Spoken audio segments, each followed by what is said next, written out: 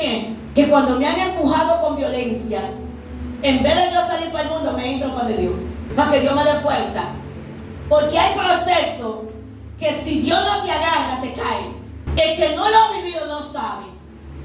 Pero hay procesos que solamente la mano de Jehová te sostiene. No importa lo fuerte que sea, no importa lo valiente que sea, solamente la mano de Dios te agarra para que no falle, te agarra para que no te caiga, porque el golpe fue tan fuerte que si la mano de Dios no te sostiene, te vas de rico.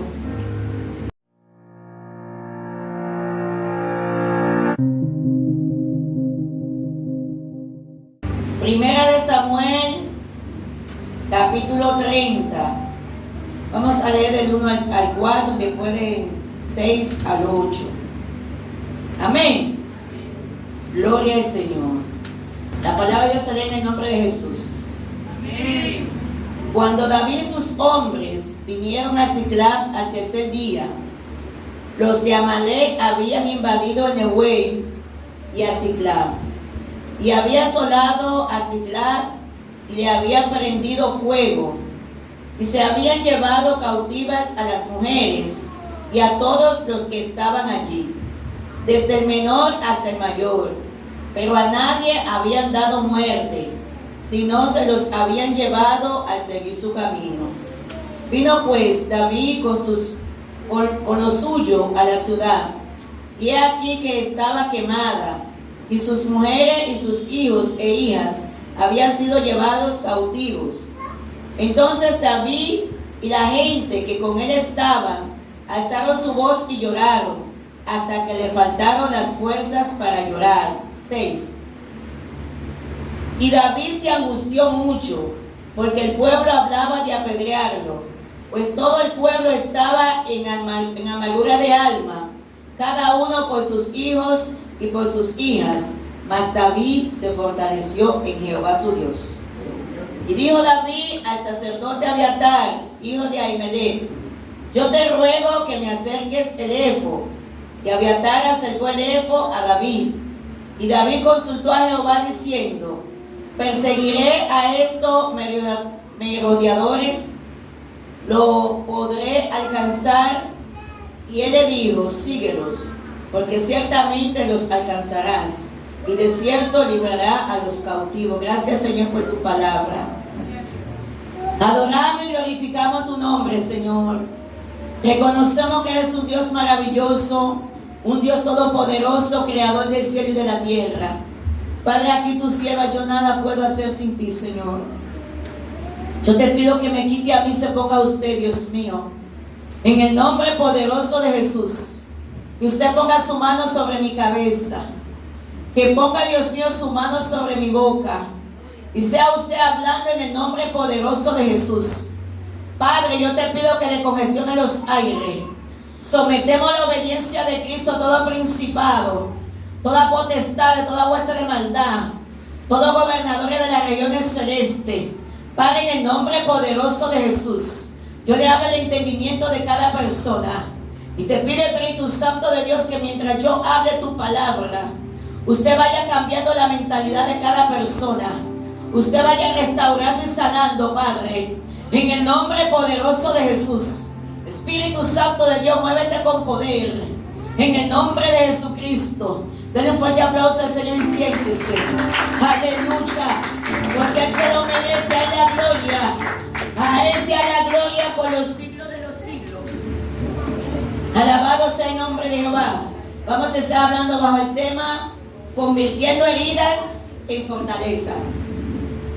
Cuando hablamos de convertir, es hacer que algo o alguien sea transformado distinto a lo que era. Y una herida es una lección que produce en nuestra alma, produce dolor, situaciones. Cuando hablamos de fortaleza, estamos hablando de las cualidades que nos permiten seguir adelante con valor y con firmeza. Y yo quiero hablar convirtiendo heridas en fortaleza, porque de una forma u otra, en algún momento hemos sido heridos. Puede que sea herido en la niñez, en la adolescencia, cuando creciste, en el matrimonio, en tu entorno, en el trabajo, en la familia, donde quiera que sea. Porque a veces Satanás busca manera de herir nuestros corazones, porque él sabe que un corazón herido no puede avanzar. Y él busca personas que se suponen que tenían que cuidarnos, que tenían que valorarnos, que tenían que estar ahí para que nos hieran. Por lo tanto, nosotros debemos de entender que cosas que nos tocó vivir fueron plan de Satanás para herir nuestro corazón. ¿Cómo yo convierto una herida en fortaleza? Perdonando. ¿Qué significa perdonar? No tomar en cuenta lo malo que alguien nos hace. Es verdad que en el momento nos vamos a molestar, es verdad que nos vamos a sentir mal, pero nosotros tenemos que aprender a perdonar. Jesús, cuando lo estaba crucificando, dice la palabra que decía: Padre, perdónalo, porque no sabe lo que hace.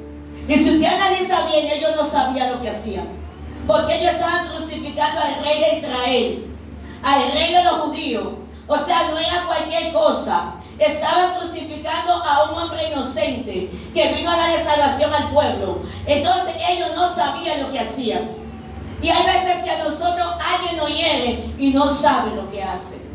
Y así mismo como Jesús dijo: perdónalo porque no sabe lo que hace. Nosotros también tenemos que hacerlo así. Porque a veces hay personas que son de tropiezo. Y la Biblia dice que es de aquel que le sirve de tropiezo a uno de sus pequeñitos. O sea, hay aquel que lo hace caer. Pero en Mateo capítulo 18, versículo 23, hay una historia de dos deudores. Dice que había un rey, y ese rey había un siervo, y le debía 10,000 talentos. Estamos hablando de mucho dinero. Y vemos que él no podía pagar ni con él, ni con su mujer, ni con sus hijos, ni con lo que tenía. Como quiera iba para la cárcel. Él se podía vender él podía vender a su mujer, podía vender a sus hijos, podía traer todo lo que tenía y no alcanzaba para pagar. Y dice la palabra que este siervo le dijo al rey: Rey, ten misericordia de mí y yo te lo pagaré. Y dice la palabra que el rey fue movido a misericordia y le dijo: está bien, yo te perdono la deuda. Pero vemos que ese siervo, cuando sale, encontró a un consiervo, llámese a un siervo igual que él, y cuando lo encontró le debía 100 talentos, 100 denarios, y con estos 100 denarios le decía: págame lo que me debe. Dice la palabra que el consiervo le rogaba, el consiervo le suplicaba para que le saldara la deuda, pero el siervo no tuvo misericordia. Y a veces sucede así con nosotros. Dios tiene misericordia de nosotros. A diario le estamos haciendo cosas al Señor. A diario lo defraudamos. Muchas veces lo decepcionamos. Pero el rey nos perdona. Pero nosotros como siervos no queremos perdonar al prójimo. Y dice la palabra que cuando el rey escuchó decir esto, que este siervo no tuvo misericordia de su prójimo, sino que él echó a la cárcel a su prójimo y no lo perdonó, o sea, no le perdonó la deuda. El rey lo llama y le dice: malvado, pero tú me debías bastante a mí y yo tuve misericordia contigo. Ahora tú no puedes tener misericordia con tu siervo, con tu compañero, con tu prójimo. Y dice la palabra que se lo echaron a los verdugos y lo lanzaron allí en la cárcel hasta que pagara el último centavo. Jesús, hablando de la multitud, le dice: así también hará el Señor con aquel que no quiera perdonar. Hay gente que siente que lo que le hicieron es muy grande, porque a usted le duele lo que le hacen, pero al Señor también le duele lo que le hacen. Y el Señor aprendió a perdonar, porque él entendía que si no perdonaba, no íbamos para ningún lugar. Nosotros somos tripartito: alma, espíritu y cuerpo. O sea, tenemos un alma, vivimos en un cuerpo y somos espíritu. En el alma, nosotros anhelamos, nosotros soñamos. En el alma están los sentimientos, porque en el alma, aparte de que soñamos y anhelamos, también nos herimos, porque ahí están los sentimientos, ahí está la voluntad, ahí están las emociones. Entonces esa alma a veces que está herida Si usted y yo no aprendemos a perdonar, acarreamos maldición espiritual. Y hay gente que tú lo ves todo el tiempo en el mismo lugar y tú ves que las cosas como que no le salen bien, pero cuando se analizan hay cuenta pendiente. Y una persona que tiene cuenta pendiente no puede avanzar. Una persona con un corazón resentido, dolido, no puede avanzar. Yo siempre digo que no perdono por alguien, yo perdono por mí. El perdón no es una opción, que si yo quiero perdono y si quiero no perdono. Dice la Biblia que el perdón es un mandamiento. Por lo tanto hay que tomar una decisión, porque nadie que está herido le nace un sentimiento de perdonar. El que está herido muchas veces quiere herir, pero cuando tú tienes altura, tienes sabiduría, madurez, tú entiendes que tienes que perdonar, que no le puedes tomar en cuenta lo malo que hizo aquel, que aquel está en un error, que no tiene el conocimiento que tú tienes, que tu mentalidad es diferente a aquella mentalidad. Hay personas que nunca renuevan su mente y tú lo ves que terminan haciendo lo mismo constantemente. Y tú dices, ¿pero y por qué que se equivoca tanto? Es que su mente no ha sido renovada. Porque una mente que es renovada, la gente recibe cambio y empieza a tener actitudes diferentes y empieza a tener comportamientos diferentes. Porque nuestra actitud habla de nosotros. Tú quieres conocer a alguien, observa su actitud. Ni siquiera tienes que tener mucho tiempo conociéndolo. La actitud dice quién es esa persona, deja ver quién es esa persona. Entonces, una persona que renueva su mente es una persona transformada. Por eso hablábamos de convertir. Cuando nosotros convertimos, es que ponemos algo distinto. Ya no va a ser igual. Entonces, esta alma de nosotros tenemos que cuidarla. Porque esta alma nos lleva al infierno. Somos polvo y al polvo vamos a volver. El espíritu vuelve a su creador, pero el alma, lo que se pierde o se salva. Yo me parece del Señor que dijo, el cuerpo volverá al polvo, porque fue creado del polvo. El espíritu vuelve a mí, pero el alma decide en ello dónde va. ¿Sabe que con mis actitudes yo decido dónde va mi alma? Si va a un lugar de tormento o si va a un lugar de paz. ¿Dónde va a ir mi alma? Mis actitudes van a decir, mi comportamiento van a decir, las decisiones que yo tomo van a decir. Porque el resultado de lo que somos es la decisión de lo que tomamos. A veces tú ves a la gente quejándose, me pasó esto, me pasó aquello. Tú estás viviendo el resultado de lo que tomaste. Porque cada acción trae una consecuencia, directa o indirecta, consciente o inconsciente. O sea que lo que somos hoy es el resultado de lo que pensamos ayer. Y cada manera de pensar nos va a definir como persona. Dice la palabra en los versículos que hemos leído que David tenía un problema fuerte. Y era que David lo habían expulsado de su ciudad. A David lo habían expulsado de su país. Saúl, con la intención de matarle, lo sacó de allí. Y David ya no hallaba dónde estar. Dice que en un tiempo se fue a vivir a Moab. Dice la palabra que vivía en los desiertos, en los montes, escondiéndose de Saúl. Porque Saúl, por envidia, Saúl por celo ministerial, quería matar a este muchacho. Pero como este muchacho sabía lo que portaba, como este muchacho sabía quién era, nunca llevó esta batalla a lo personal. Él mantuvo su corazón sano. Porque si David mató a Goliat, podía matar a Saúl. Pero él decía, líbrame Dios, que sea el Señor que lo haga. Y dice la palabra que le corría a Saúl con tal de no enfrentarlo. Porque mientras Saúl lo veía como su enemigo, David lo veía como un padre. David le agradecía. Y él decía, pero ¿por qué me persiguen? Pero había una presencia grande en este muchacho. Había un ministerio grande que el diablo quería matar a través de Saúl. Dice la palabra que este muchacho se mantenía corriendo y llegó allí a donde los filisteos. Después que él mata a Goliat, que avergüenza el pueblo, va a suplicarle a Aquis, el rey de los filisteos, que le dé acogimiento, que le dé abrigo, porque no sabía dónde iba a estar. Y estando allí en los filisteos, dice que le dio una ciudad llamada Siclá. Y cuando él estaba en esa ciudad, fue donde Aquis, porque iban a la batalla. Y ellos estando allí, los príncipes se rebelaron contra David. Y le dijeron, no podemos permitir que David esté con nosotros, porque nosotros estamos organizando el campamento, porque vamos a pelear contra los israelitas. Y si David ve que los israelitas están peleando, se van a rebelar contra nosotros. Hay que mandarlo a su ciudad de nuevo. Dice que estando allí donde Aquis, agarró y lo mandaron a su ciudad. O sea, vete a donde Ciclá, porque no te queremos aquí. Dice la palabra que cuando él sale de ese campamento duró 3 días de camino. Cuando él llega a su casa, pensando que va a encontrar a sus mujeres, que va a encontrar a sus hijos, que tal vez va a comer caliente, que va a estar ahí tranquilito, levanta la cabeza a él.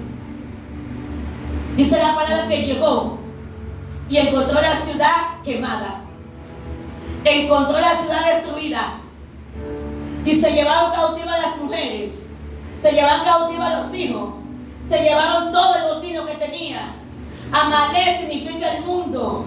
Amalek nuestro enemigo. Ellos se lo llevaron. Y dice la palabra que cuando ellos llegaron, una gente que estaba cansada, agotada de 3 días de camino, dice que ellos lloraron amargamente. Lloraron hasta que la fuerza le faltó para llorar. O sea, ya ni siquiera tenían fuerza para llorar, porque fue duro el embate, fue duro la situación. Es como a veces cuando te llega proceso que tú no entiendes por qué te llegó, porque hay golpes de la vida que cambian tu historia.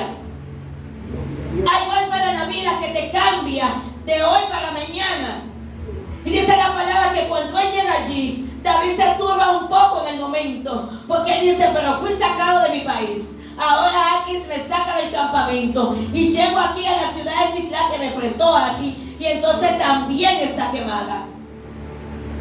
Y entonces empezó a llorar amargamente. Todos lloraron. Los 600 hombres lloraron porque no tenían a sus mujeres, no tenían a sus hijos. La esperanza se cayó. Ellos dijeron, ¿qué vamos a hacer ahora? Y empezaron a clamar y empezaron a llorar. Y dice la palabra que ellos se molestaron contra David. Porque hay personas que cuando tienen el proceso se turba tanto que no sabe a quién va a culpar. Hay otros que culpan a Dios de su situación. Hay unos que se enojan con Dios. Hay otros que culpan al prójimo. Hay unos que se amargan con Dios. Dice la palabra que estos hombres se enojaron con David. Pero ¿qué culpa tenía David? Si las mujeres de David también se la llevaron, si se llevaron también los hijos de David. O sea que había un dolor. En vez de ellos unirse a pelear la batalla, dijeron, vamos a pelear a David. Vamos a matar a David. Como el quien dice, él es el que tiene la culpa. Pero ¿de qué tenía la culpa? Si este hombre, David, dice la palabra en el capítulo 22 de Primera de Samuel, que llegó a la cueva de Adulán, y dice que había 400 hombres que estaban amargados de espíritu, endeudados, que no sabían qué iban a hacer.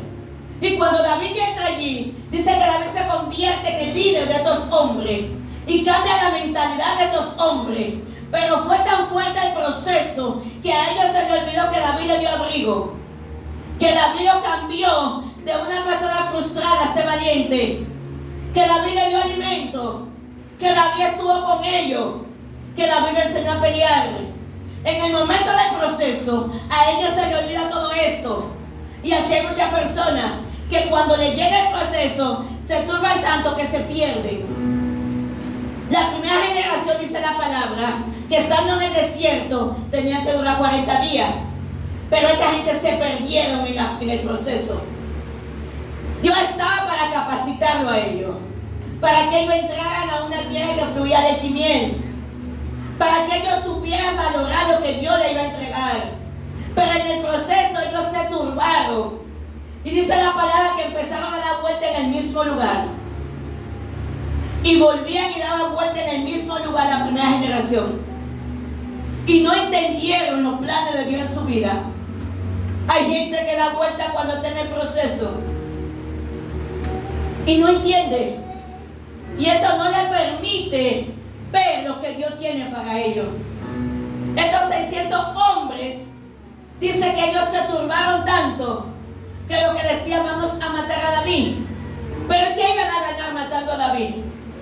Si esta mujer estaba cautiva, si los hombres estaban cautivos, si los niños estaban cautivos, ¿qué iban a ganar ellos matando a David? Y dice la palabra que David se turbó, David se angustió, porque David entendía que ellos no entendían el proceso. Yo me parece como que David dijo, miren, el proceso iba a ser más difícil. Y yo siempre digo, cada vez que te pasa algo, iba a ser peor. Pero Dios permitió que te pase hasta ahí. Pero iba a ser peor. La misericordia de Dios te alcanzó. Porque dice la palabra que los malecitas entran a la ciudad, desbarataron y quemaron, pero no mataron a las mujeres, no mataron a los niños. Pero si ellos entraron y acabaron con todo lo que estaban ahí, y desbarataron y quemaron, ¿por qué no lo mataron? Me parece ver como que Dios le transformó el corazón a Amalek, que Amalek tenía el infierno adentro, pero ¿sabe qué pasó? Él le dio cuidado, te lo vas a llevar, pero no lo va a matar. Es como cuando Dios le dijo a Satanás, cuando Satanás va y le dice que quiere quitarle todo a Job, le dice, ok, quítale todo lo que tiene. Le quitó los hijos, le quitó la hacienda, le quitó los ganados, le quitó los siervos, le quitó todo, pero cuida su alma. ¿Sabe lo que estaba diciendo? Hasta la salud te la puede quitar, pero ten cuidado si lo mata. Vela por la alma de él. Y así mismo pasó con ellos. Los amalecitas no pudieron matar a las mujeres. Dice la palabra que David, aunque en el momento se angustió, en el versículo 6 dice que se fortaleció en Dios. Hay personas que cuando están angustiados se alejan de Dios, porque entienden que no debieron estar pasando por eso. Hay gente que dice, yo soy su siervo, o yo soy su sierva. No es verdad que Dios me va a permitir pasar esto. No, no es así. Dios no hace acepción de personas. Job nunca hizo nada y tuvo que pasar por un proceso. Y hay personas que no hacen nada y Dios le permite el proceso. El mismo Jesús dice la palabra que le dijo al Padre, si es tu voluntad, pasa de mí esta copa. Mas sin embargo tuvo que tomarse la copa. Pero él pudo decir, no es mi hijo, no se la va a tomar, no. Es que el kit completo iba con la copa. Y hay propósitos que tienen un kit completo, como las mujeres que compran los productos. Está el tratamiento, está el champú, y tú dices la gotica, porque el kit viene completo. Así es el propósito del hombre. Lo que pasa es que hay veces que no sabemos lo que nos toca vivir hasta que lo estamos viviendo. En el tiempo de Jesús decían, escrito está, porque los profetas antiguos habían escrito de Jesús. Pero en el propósito nuestro escribió el Señor. Y tú y yo conocemos las cosas cuando le estamos viviendo. Hay veces que pensamos que no vamos a pasar por eso. Y créeme que si Dios me dice que voy a pasar, no paso, porque no voy a aguantar. Si Dios le dice a José, oye bien, te voy a mostrar todo lo que te hace a ti príncipe, pero también te voy a mostrar lo que vas a pasar para ser príncipe. No llega a ser príncipe. José se dio cuenta en el proceso, porque todo aquel que se le revela el proceso antes de él, es muy difícil que entre en el proceso. Posiblemente se devuelve. Pero José, que soñó, se quedó analizando que algún día iba a ser príncipe. Y con todo lo que le tocó vivir, se mantuvo ahí esperando un día que Dios iba a hacer algo. Por eso se mantuvo íntegro y no le falló a Dios, porque la integridad a Dios le agrada. Cuando Dios le dice a Satanás, ¿ha visto mi siervo Job? Que todavía guarda su integridad. La integridad del ser humano es algo que a Dios le agrada. Y Job, a pesar de todo, lo perdió todo, pero la integridad nunca la perdió. Él mantuvo la fe. Y dice la palabra que estos hombres que estaban angustiados, David se fortaleció en Dios y le dijo al sacerdote Abiatar, acércame al ephod. Esto era algo en aquellos tiempos en la cual podían consultar a Dios.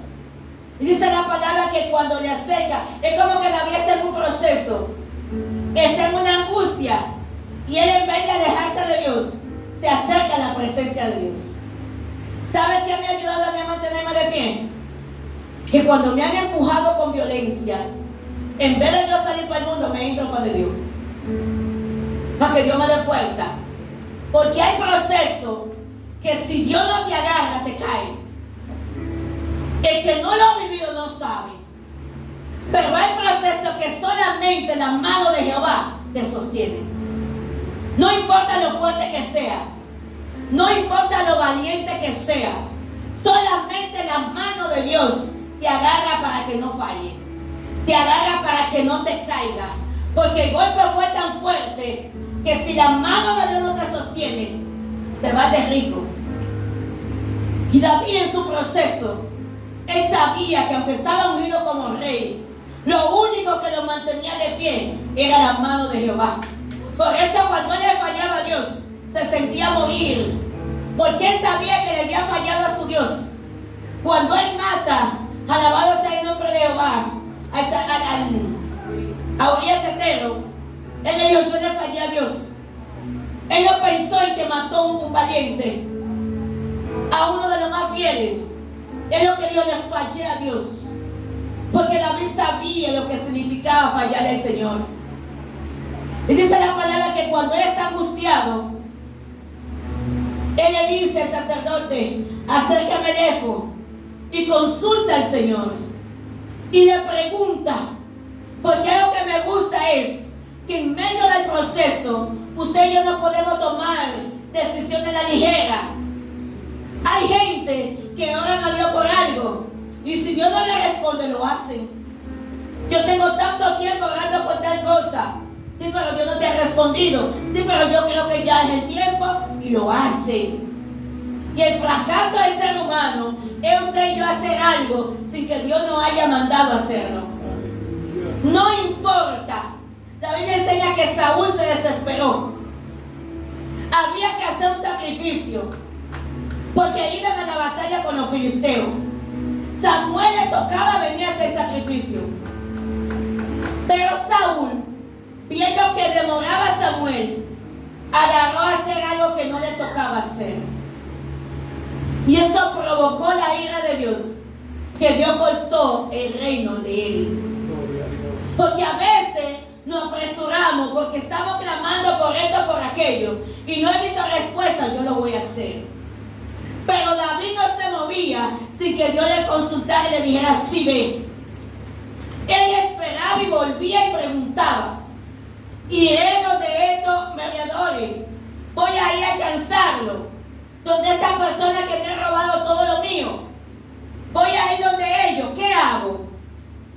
Y el Señor le decía: ve, porque ciertamente lo va a alcanzar. Él pudo quedarse como los demás llorando. Él pudo decir: yo estoy herido, pero él convirtió sus heridas en fortaleza. Él dijo: yo no me voy a quedar aquí pensando en lo que me hicieron, pensando en lo que dijeron de mí, pensando en las heridas. Sí, porque hay gente que vive en el pasado todo el tiempo y siempre están recordando lo que le hicieron, con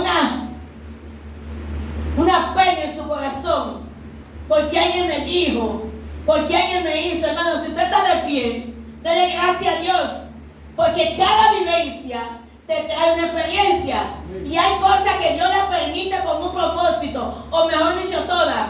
No te toca nada vivir simplemente por vivirlo. Todo lo que vive es para algo.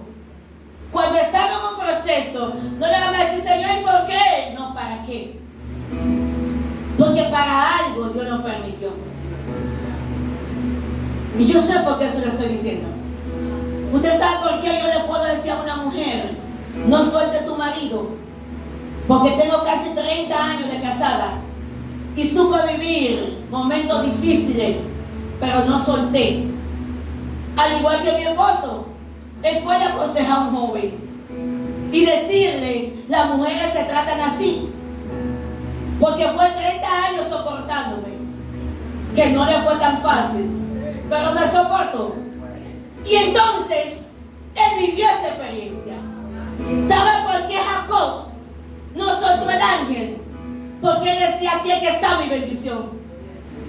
Y no importó lo que pasó en la noche. Él dijo, no lo voy a soltar. Le dio el coyuntor en la cadera. Pero él dijo, no lo voy a soltar. En pocas palabras, si tú quieres, mátame. Pero no voy a soltar la oportunidad de obtener mi bendición. Entonces, si a mí no me toca vivir proceso, yo no le puedo dar un consejo a alguien. Han venido muchas mujeres a mí. Lo voy a dejar. Lo voy a soltar. Mira, ya yo tengo la ropa recogida. Y digo, cógela y enganchala. No le sueltes a tu marido al diablo. Porque ese monte es tuyo y el que te lo quiera quitar va a tener que pelear. Y es que no es así que tú solo vas a soltar. Entonces, la mujer aprende a ser aguerrida. El hombre en el proceso aprende a ser aguerrido. ¿Por qué Dios permite el proceso? Para que echemos raíces. Porque si no viene el proceso, cuando viene el viento nos va a tumbar.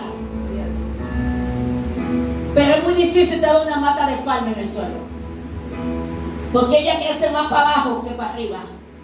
Y cuando viene el embate de la brisa, ellas se pueden doblar, pero no se caen. Y el hombre le dio procesado, bien procesado, para que cuando venga la brisa, se mantenga de pie. Y David sabía lo que era el proceso. Porque David sabía lo que había vivido. Y David decía, yo no puedo hacer nada sin el Señor. Yo necesito acercarme a Él. Por eso David, mientras más situaciones tenía, más se acercaba al Señor. ¿Y saben qué lo sostenía? La misericordia de Dios. Así hay personas que en medio del proceso se acercan a Dios y solamente la misericordia de Dios lo sostiene. Y este hombre consulta a Jehová. Dígame si voy a ir tras ellos. Y me parece ver como que Dios le dijo, cuiden a esas mujeres. Ustedes se la pueden llevar, pueden festejar, pero no la maten. No la usen. Guarden a esa gente porque David viene por ella. Y dice la palabra que cuando Dios le dice que sí, es porque Dios va en el encuentro. Por eso ahorita Carlos hablaba, cuando a Daniel lo fueron a echar en el foso de los leones, Dios se mandó el cacho primero. ¿Sabe por qué? Porque cuando tú eres íntegro, Dios pelea tu batalla. No era él que iba, Dios iba al frente. Y Dios le dijo, ve, porque en tus manos te lo voy a entregar. El pleito lo voy a echar yo. Y dice la palabra que David se fue con los 600 hombres, pero en el camino 200 se desmayaron. Porque a veces vamos a arrancar en el propósito que tenemos y muchos se van a quedar atrás. Y dice la palabra que David no se quedó, mira, ¿y por qué tú no vas a los siguió caminando? ¿Cuántos me pueden acompañar?